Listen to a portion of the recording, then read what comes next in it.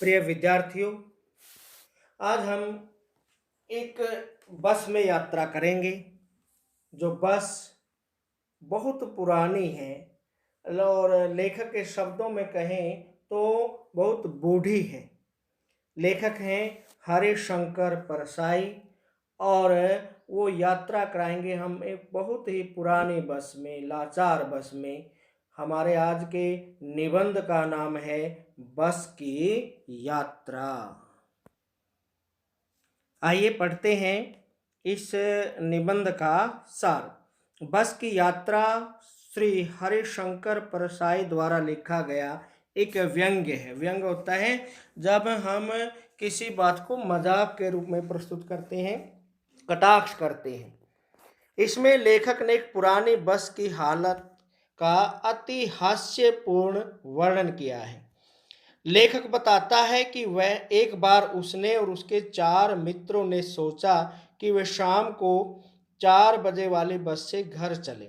लेखक के 2 मित्रों को सुबह काम पर अवश्य पहुंचना था, इसलिए उन्होंने शाम को ही चलने का फैसला किया। एक ने कहा कि यह बस जबलपुर की ट्रेन से मिला देती है। लेखक और उसके मित्रों को कुछ लोगों ने इस बस से सफ़र न करने की सलाह दी, लेकिन वे इस सलाह को समझ नहीं पाए और बस में बैठ गए। बस अत्यंत पुरानी थी, जिसे देखकर उनकी आंखों में श्रद्धा भाव उमड़ आया। श्रद्धा भाव ये व्यंग किया है। बस को उनको बड़ी बूढ़ी नजर आ रही थी। जैसे हम बुजुर्ग को देखकर हम उनके आगे झुकते हैं, श्रद्धा भाव हमारे हृदय में आ जाते हैं, वैसे ही उनको बस को देखकर हो गया। लेखक हंसी में कहने लगा कि यह बस सफर के लिए नहीं अपितु पूजा के योग्य है। बस कंपनी के हिस्सेदार भी इसमें बैठे हुए थे। जो लोग अपने संबंधियों को छोड़ने आए हुए थे, वे उन्हें इस तरह देखने लगे जैसे वे उन्हें अंतिम विदाई दे रहे हों।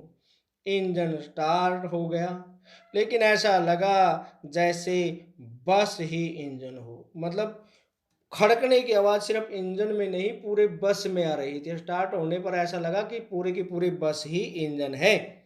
लेखक सोचने लगा, यह बस गांधी जी के असहयोग आंदोलन और सविनय अवज्ञा आंदोलन के समय अवश्य जवान रही होगी। फिर व्यंग्य किया, इतनी पुरानी बस कि गांधी जी के दौर के साथ उनकी तुलना कर दी।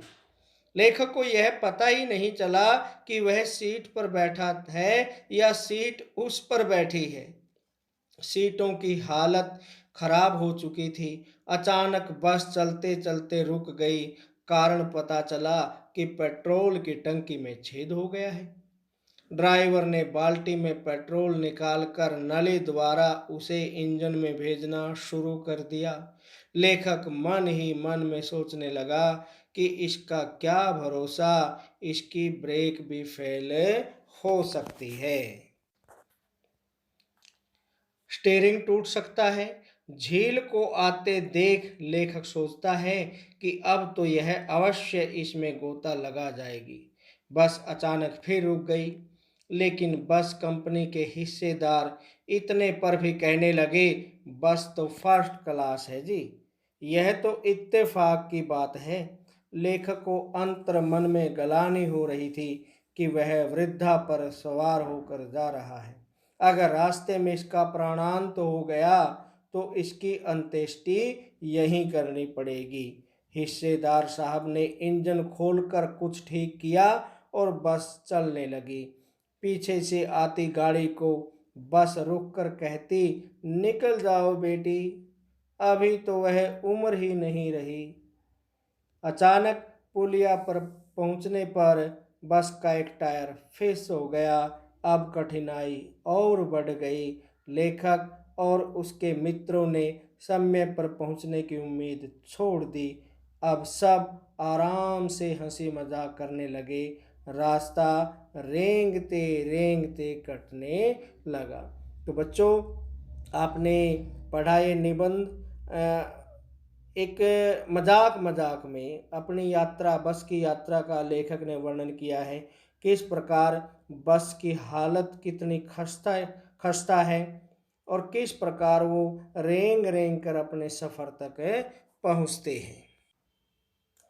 इसके बाद आपको आगे की स्लाइड में कठिन शब्दों के अर्थ नज़र आ रहे हैं। आप कुछ देर के लिए स्लाइड को रोक लेंगे।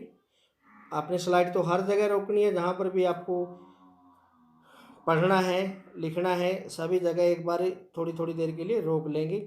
और ये इसीलिए किया जा रहा है क्योंकि ऐसा सुनने में आया कि कई बच्चों के पास अभी भी पुस्तकें उपलब्ध नहीं हैं। तो रोक रोक कर आप पढ़ते रहेंगे, लिखते रहेंगे। ये कठिन शब्द और उनके अर्थ आप अपनी नोटबुक में नोट करेंगे। फिर इसी पाठ से जुड़ी हुई कुछ पंक्तियां हैं और उसके नीचे उन पंक्तियों से जुड़े हुए कुछ प्रश्न हैं जिनके उत्तर आपने उन दी हुई पंक्तियों में से ढूंढकर ही लिखने हैं। ये भी लिखेंगे। पहला प्रश्न है, पाठ और लेखक का नाम लिखिए। पाठ का नाम बस की यात्रा और लेखक हैं हरिशंकर परसाई।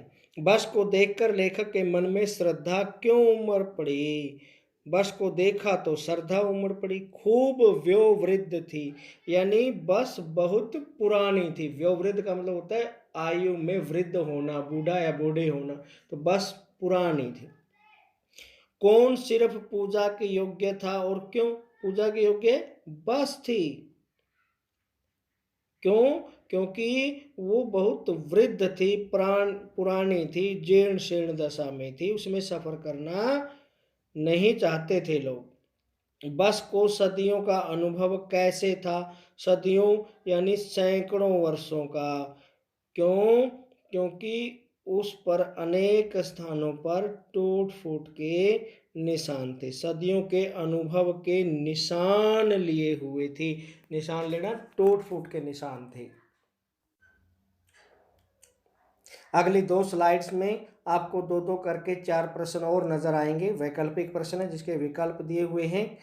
आप थोड़ी थोड़ी देर इन स्लाइड्स को रोककर इन प्रश्नों को भी पढ़ेंगे और अपनी नोटबुक में नोट कर लेंगे। आज का हमारा कार्य यही रहेगा। इसके बाद एक स्लाइड और आएगी, आप उसको और देख लेना।